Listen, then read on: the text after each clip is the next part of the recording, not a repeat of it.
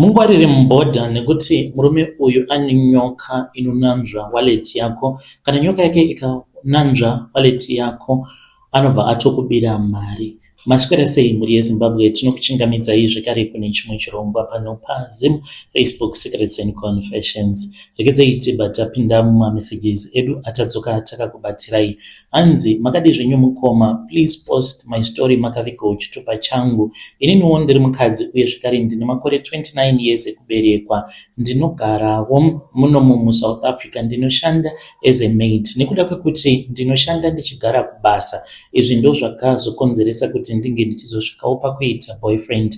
After ndapiwa mari nemurume wangu, akange andiudza kuti anoda kuti ndinge ndichizopota ndichiita zvekuhodha ndichiendesa baby way kuZim. Ndakataura naamai vangu vakabva vati space yainge iripo tikazotosvika pakutoitawo chitakshop chedu uko kwatainge tava kuita zvekutengesa. Zvino transport ndo yainge yondidyira profit. Ndikabva ndachizongotanga kungowirirana neumwe driver uyo wandaipota ndichibatisa zvinhu zvangu. Semunhu ndainge ndava kungogara ndiri murengi, ndakabva ndachizotanga kudanana neumwe windi. Handingatauri hangu zita rake. Tatova nenguva tichifambidzana after ndarambana nababa vebhazi iro randaipota ndichibatisa zvinhu zvangu, nekuti ndakaona kuti vanofambidzana nevakadzi vakawanda. Nyaya yangu iyi inondiremera.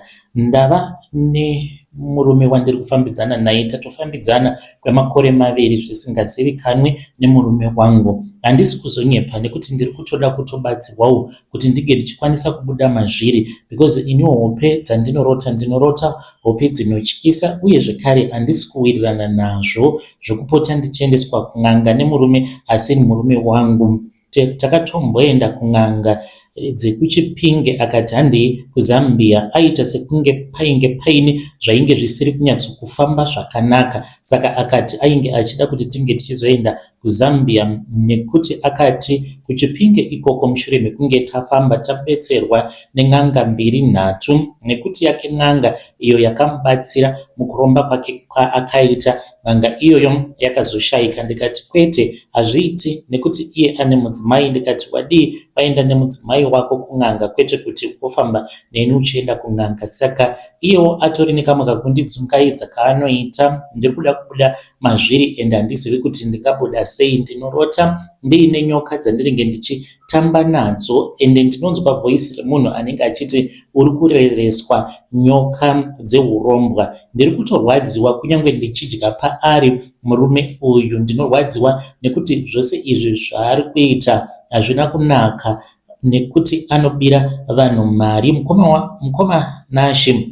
Mukomana wangu uyu iye anongogara ari mubhodha, kana kuti anenge angori muPretoria mumarengi. Anokwanisa kungoenda kuCape Town otongosvika panenge paine mabhazi anenge achilodha ari ekuZimbabwe. Munhu anozivikanwa nevanhu vakawanda nekuti iye ainge achimboitawo zvekudhiraivha mabhazi. Anozivana nemadrivers akawanda, macross border traders, vanhu vanofamba vachibuda nekupinda muSouth Africa. Kana mumesina atori neroom yake yaainayo, anokwanisa kungobuda utanga kutenderera, mungava muri mumesina mutown kunzvimbo kunenge kuchihodha maZimbabweans, kana kuti mubhodha watoti uri kuenda zvako kunozvitengera madays, ukasangana naye anokubira mari. Saka pakutanga ndaingofunga kuti ari kungoitawo haso semunhu anozivana nevanhu vemabhazi, kutakurira vanhu zvinhu, kutsvaka zvinhu zvavanhu vanenge vachida kubatisa, ozviunganidza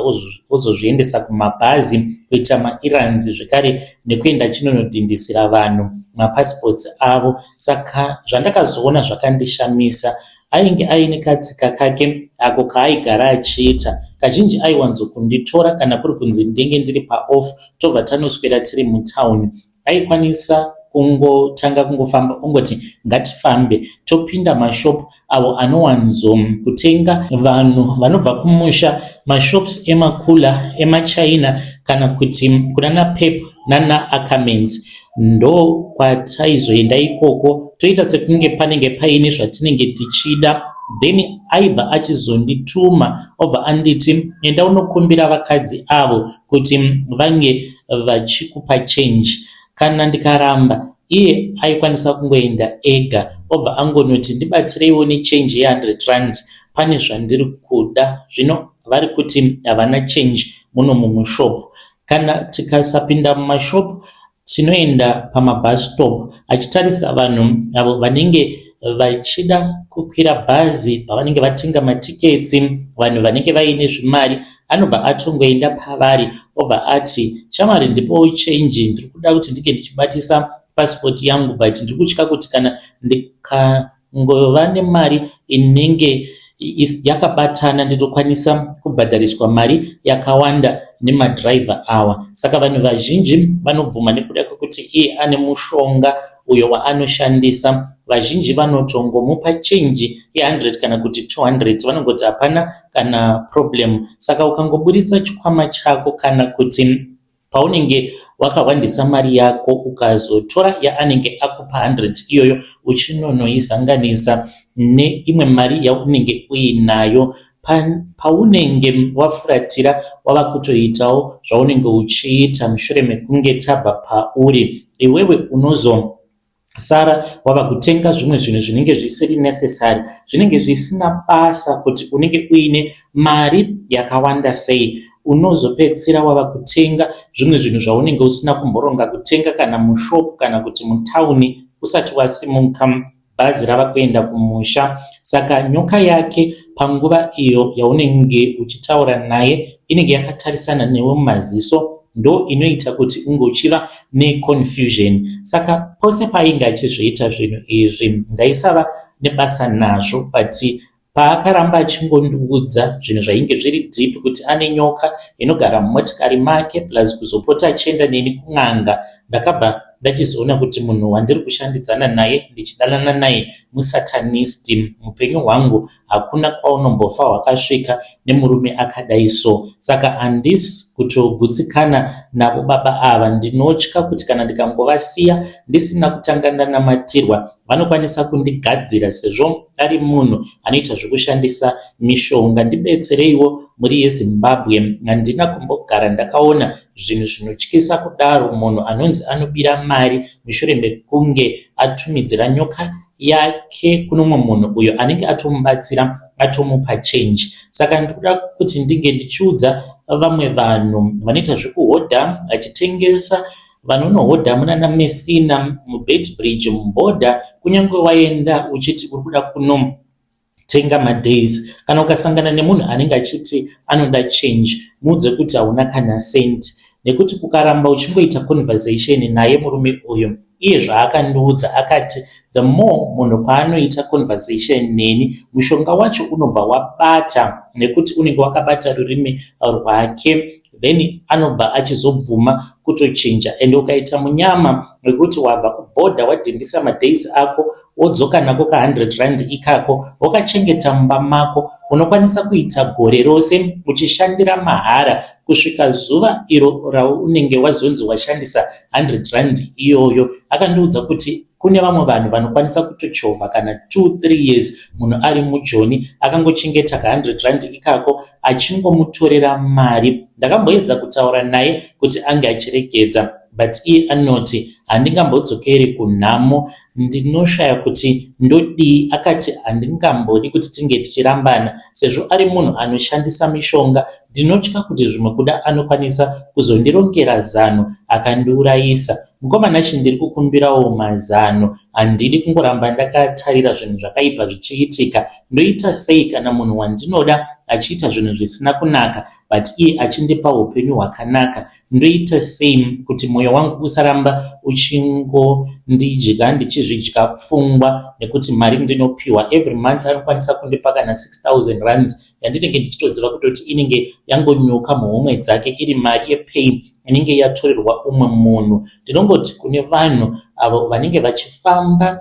kana uchienda kuZimbabwe uine mari, ngwarira, nekuti unokwanisa kutorerwa mari yako nevanhu vakaita semurume wandiri kufambidzana naye uyo anoshandisa mishonga. Muri yeZimbabwe ndio message iyo yandakatumidzirwa ichibva kuna vahanzvadzi vedu.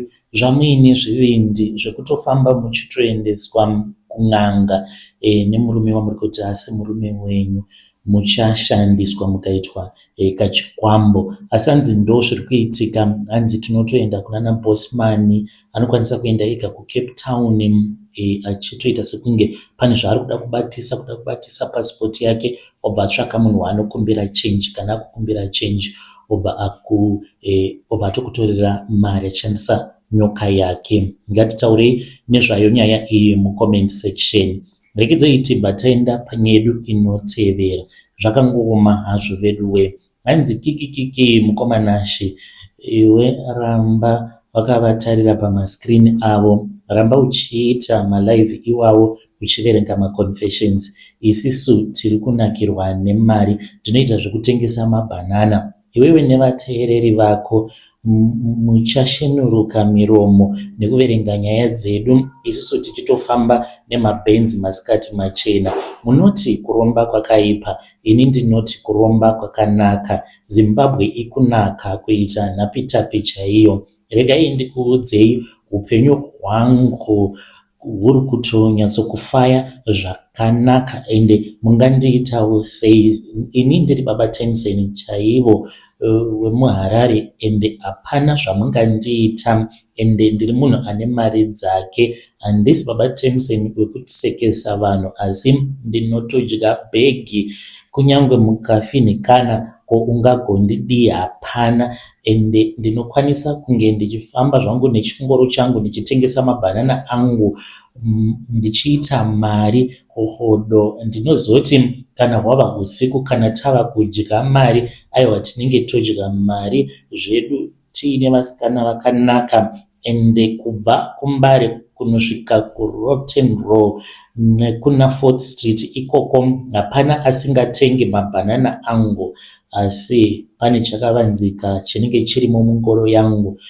Ndine zvandinoshandisa kuti ndige ndichizowana macustomers. Mabhanana angu handingomahodhi muMbare, no. Unokwanisa kuhodha mabhanana ukanditevedzera, unonyura baba. Zimbabwe inotoda munhu anenge akati changamu. Kana uchitoda kutoita mari unofanira kutonga uchitoshandisa mishonga.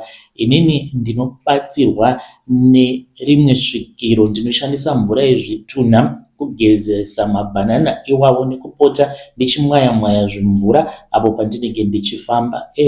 Mvura inenge yashambidzwa vakafa mumamushwaries ndiyo yandinokusha nayo mabhanana angu, ndiyo yandinosasa pamusoro pawo mabhanana, kuti vanhu kana vakamatarisa vange vachizoita senyuchi dzinenge dziri pamukoko wehuchi. Munhu akangodya bhanana rangu, munhu iyeye anobva ati, mukoma ndipei manhamba enyu kuitira kuti mangwana kana ndava kunzwa kuda mamwe mabhanana ndige ndichizodzoka kuzotenga zvekare kwamuri.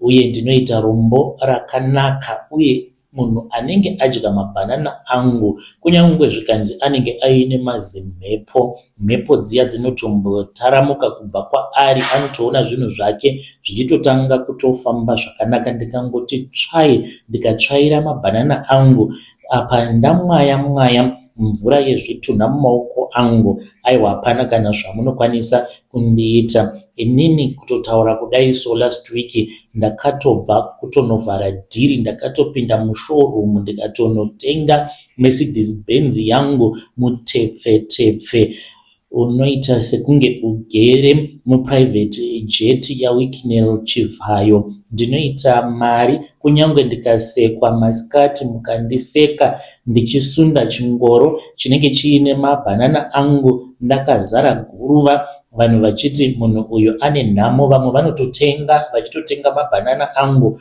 nekuti vanenge vachindinzwira tsitsi, asi vanenge vasingazvizivi kuti somewhere ndinenge ndakatopaka benzi yangu, ende benzi iyi ndakaitenga kudhura. Zvino ndinozoti kana ndava kuenda kudheni ndazvipukuta ndonoti mubenzi mangu mawindo ari tinted, ndichisvuta fodya yangu, ndichinwa doro rangu, aiwa mafaro chete. Ndinobata $2,000 pazuva nekutengesa mabhanana chete.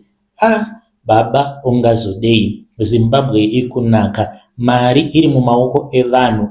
asi unofanira kuti unge uchingotsvaka nzira dzekuti unge uchiita mari pataundi, kwete zvekunyeperwa mukati. Kuromba kwakaipa, heya ko iye zvino ko zvandatovawo munhu atosimba, ndainge ndisingazvizivi kuti ndingazoitawo ziditi kukura dundundu kudai. Ndine motikari, kwete Benz chete, ndine dzimwe motikari dzandakatotenga, ndine dzimba dzandiri kuvaka, imi muchiti confession.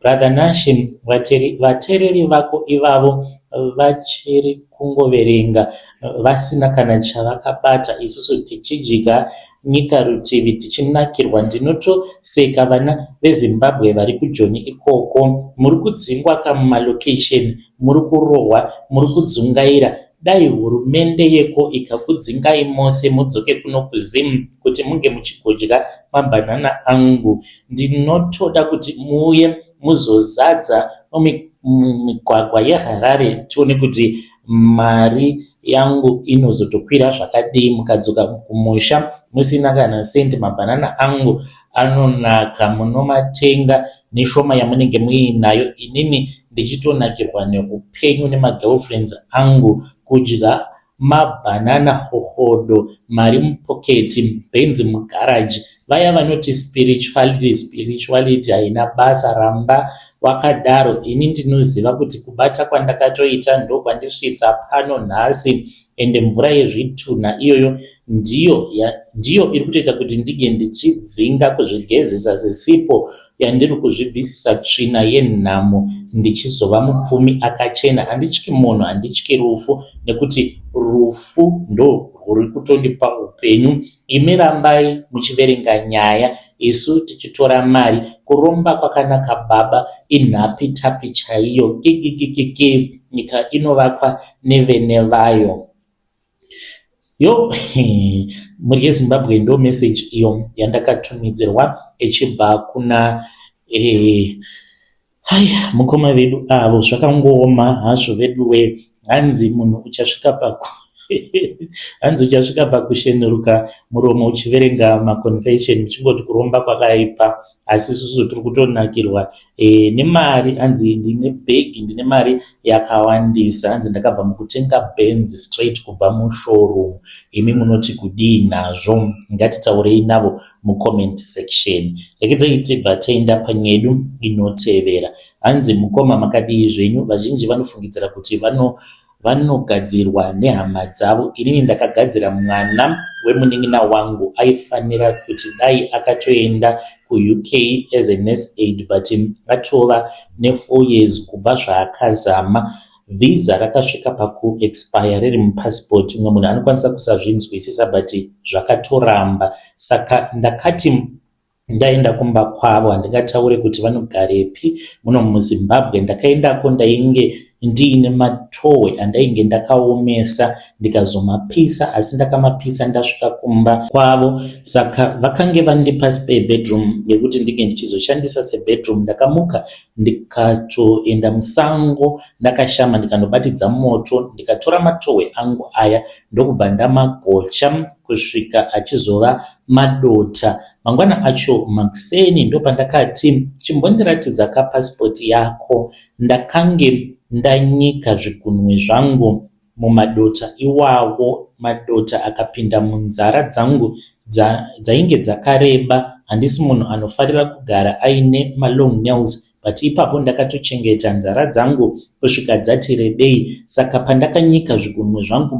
mumadota, pandakazobata pasipoti, ndakazunzira tumadota tuya papasipoti, ndichita sekunge ndinongoverengawo zvandainge ndichiverenga papasipoti. Saka ndakati ndakaibata ndichizunzira madota aya, ndikati pasipoti iyi haifanire kuti inge ichimbofa, yakadhindwa mudhindo wekuti iri kuzobuda mumuganhu weZimbabwe. Kunyange kuenda kopi hakuna kwauchaenda iwe tariro, hausi kuzobuda muno muZimbabwe.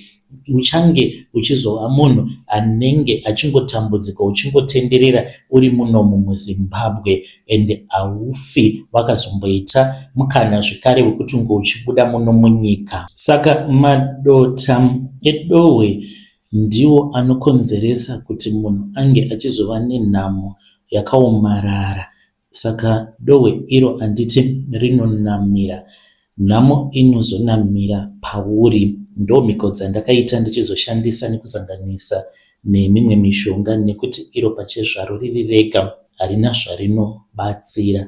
Ndo zvandakaita izvi, ndakakanganisa, ndinozviziva, but zvinowanikwa wani muvanhu. Ndakangonzwa godo, you know what, munhu anonetsa nekuti tari uyu ndini ndakatomuendesa kuchikoro, ndamuendesa kuchikoro, but akatanga kungondishainira mushure mekunge awana basa. Fungai kuti akandishainira awana basa muno muZimbabwe. What more kana kuri kunzi ainge akwanisa kuzoendako kumhiri kwemakungwa.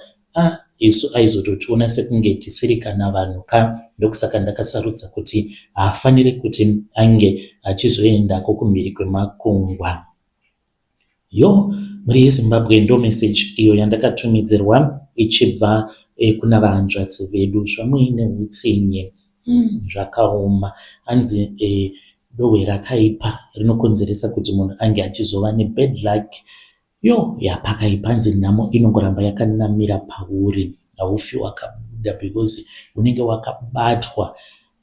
Mawani, ngatitaurei nezvayo nyaya iyi mucomment section. Regedzai tibva taenda panyedu inotevera. Hanzi mukomana chindauya nemwoyo wakaremerwa, ndiri kutonyora ndichichema nekuti handichazivi kuti ndodii. Saka marriage yangu iri kurwadza, marriage yangu iri kuvava. Iniwo ndiri mudzimai, ndiri muroora akapindawo mumhuri isingamudi. Ndinoda ndakange ndichida kuvaka nemurume wangu, asi nhasi ndasvika pakuzoita give up. Nyaya yangu ndeyekuti ndinovengwa pasina chikonzero naamai vemurume wangu, vamwene vangu. Kubva zuva randakatsika mumba ndichinzi ndagamuchirwa semuroora, vamwene vangu havana kumbobvira vakandida, enda handina kumbogara ndakavanakira kana kuvagonera. Pakutanga ndaiti pamwe ndiri kuedza sekuedzwa kwemuroora mutsva, vange vachindoona kuti ndinovadai here, asi ndiri kuona kuti hazvisi kana kumboshanduka. Vanotaura mamwe mashoko anorwadza ekuparadza musha wangu. Handizivi kuti sei vachiita zvinhu zvakadai. Vanogara vachindirangaridza kuti ndiri mutorwa mumusha mavo, sekunge ivo vasiri mutorwa, nekuti naivowo muroora wani. But zvimwe zvinhu zvavanotaura, so vanoti kana kuri kunzi tikanetsana nemurume, ndikangoti kubva zvatainge takasangana nemurume tiri muno mumujoni, takange tisina kumbogara takanetsana, tikazotanga kunetsana mushure mekunge taenda kuZimu ndikanobviswa mari. Saka ndakazotoenda kumusha kwavo, ndava kunotamba kuroora paya. Ndo pandakatanga kuratidzwa rimwe vision randainge ndisina kumbogara ndakaratidzwa before mukupenyu kwangu, zvekuti unosvika pakuzvidemba wani kuti chandakange ndava kuda kuroorerwa. Ini ndainge ndiri munhu ainge achizvishandira, ndisina kana maproblems, ndichizviraramira upenyu hwangu hwakanaka. But ndikazosarudza kuti ndinge ndichizova nemunhu wani wandinenge ndichifambidzana naye. I regret quite a lot. Dai hangu ndakaziva ndisina kumbobvuma kuroorwa. Vamwene vangu vanotaura mamwe mashoko anocheka kupfuura banga. Vanonditi ndiri hure, vanoti ndakauya kuzopedza pfuma yemwana wavo mukomana, uye vanotopota vachitaura pachena kuti vanoda kuti ndinge ndichisiyana nemwana wavo. Chinonyanya kurwadza ndechekuti vanopinda pakati pangu nemurume wangu. Vanokwanisa kufonera murume wangu vachimukumbira mari. Kana akati handina, vanobva vati ko ungagondipa sei mari nekuti wakaroora mukadzi akangokudira mari dzako. Ende vanomunyepera dzimwe nguva nenyaya dzandinenge ndisina kumbogara ndakaita. Vobva vati muroora akandiignore paWhatsApp, ndikavapindura vobva vati anondipindura zvisina respect. Handizivi kuti sei vachitsvaka zvakaipa pandiri, ini ndisina kumbogara ndakavakanganisira. Murume wangu nekuda kwekuti anoremekedza amai vake, anopedzisira ava kundipopotera pasina kana mhosva yandinenge ndambotadza. Ndinoedza zvose mukoma, ndinovatengera zvandinenge ndavatengera, but ivo vanokwanisa kana kutoshora. Kunyange ndavatumidzira kana mari, vobva vati angonditumidzira zvimari zvishoma, upenyu hwacho huri kurwadza. Iko zvinozvi ndasvika pakuzobatwa nemuedzo wekuti ndinge ndichienda kun'anga. Ndine shamwari yangu uyo akandiudza kuti pane n'anga iyo inokwanisa kundibatsira, asi iri kuzimu, inogara kuchitungwiza. Hanzi inokwanisa kundipa mushonga wekuti vamwene vangu ava vange vachizofa. Saka zvaizvezvi ndo zvandanga ndiri kutofunga nezvazvo, nekuti upenyu hwangu huri kurwadza, asi kuenda kun'anga ndinotya. Ndinoti kana ndikafunga nezvazvo ndinoshaya kuziva kuti zvinondoita sei. Ndouraya here vamwene vangu nekuda kwekuti vakandivenga? Kana munhu ukamugadzira uchishandisa mishonga yekun'anga, munhu iyeye anokwanisa kuzokumukira ngozi here, kana kuti haambofe akakwanisa kukumukira ngozi? Ndinenge ndiinemi mukoma ndiri mucomment section.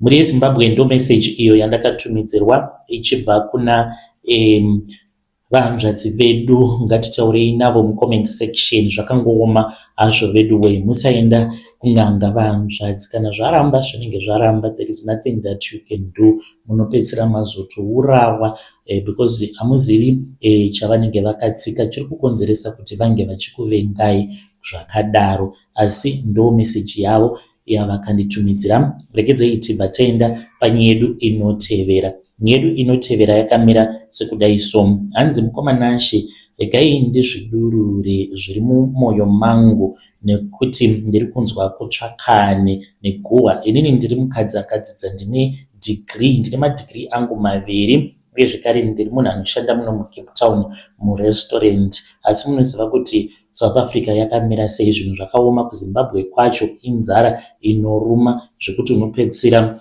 usingachazivi kuti wodii. Saka ndava nemakore nemurume tichingotatarika tiri panzvimbo imwe chete. Ndinomboedza kuaplya even though ndakadzidza, but mabasa haasi kubatika muno mujoni, plus varungu havachatodi kutohaya isusu maZimbabwe, nekuti vanotya kuti zvimwe kuda vanokwanisa kuzoparadzirwa zvinhu zvavo nemaSouth African. Saka maSouth African vakazotonzwa kuti pane muZimbabwe asimudzirwa pakambani because anonzi akadzidza, I think vanokwanisa kana kutoita xenophobia. Saka guhwa randauya ndakakubatirai mukoma, svondo rakapera ndakasangana neshamwari yangu yepamwoyo uyo wandichati Amanda. Amanda uyu munhu wandaizivana naye achiri munomo muCape Town. Saka pari zvinozvi ari kutorarama kalife kake kari bhota, ingoti Amanda ava kuvhaira kubva zvaakaenda kumacruise ship. Ndakatoshamisika, atori nemotikari GP number plate, akati vari kutovavarira kutotenga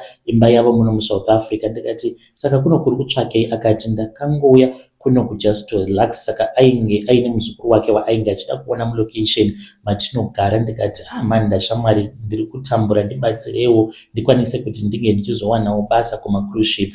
Akati kwandiri okay, I'll see what I can do. Ndakazosangana naye zuva raakasimuka achibva kuno kuCape Town. So akati kana uchida nzvimbo dzichiriko kucruise ship kwavo. Ndikati ndiudze shamwari ndoita sei, ndoaplya sei? Ndipo paakabva achizoti kwandiri, akataura nezwi rainge riri pasi pasi, akanditi you know what, izvi zvekuzadza mafomu online izvozvo hazvitomborina kana zvazvinombokubatsira nazvo. Kune umwe murume wekuhiring agency muno muCape Town, but ndiwe kuZimbabwe, ndiye ane makey ekuti kana uchida kuendako kumacruise ship, uchida kukasika waendako. Murume uyu haadi mari, haadi zvakawanda, anenge achingoda kuti unge uchidanana naye. Kana ukadanana naye kweabout 3 months, iye anenge achikugadzirira zvese kuti unge uchizowana contract. Ndo zvandakaita inini. Ndikati Amanda, akabva ati kwandiri, yes, ndo zvandakaita. Danana naye,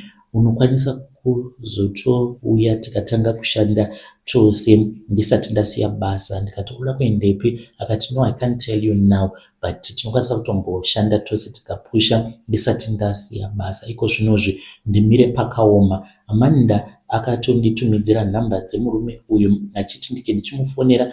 Ndamufonera akangodavira, haatauri. Hanzi ndinofanira kuti ndiri shamwari yaAmanda. Then ndinobva ndachizoenda ndonomuona ari muno muCape Town zvekare, ane maoffices ake. Ndinoti kana ndikatanga kufunga nhamo yatiinayo inini nemurume wangu, ndinonzwa ndichibatwa nemweya wekuda kuzviita. Zvinondirwadza kuti ndakaona Amanda achitodhiraivhawo motikari. vana Amanda vainge vachitomborina kana tarisiro yekunzi vangazoitawo motikari vatova nemotikari. Ndipeiwo mazano mukoma, ndichange ndichizotevererawo ndiri mucomment section. Muri Zimbabwe ndo message iyo yandakatumidzirwa ichibva kuna vanzvadzi vedu. Ngatitaurei navo mucomment section. Hanzi ndoita sei, ndoenda here kumacruise ship nenzira iyoyo yekuti vanodanana naagent wacho. Zvakaoma. Ngatisanganei zvekare mune zvimwe zvirongwa zvinotevera.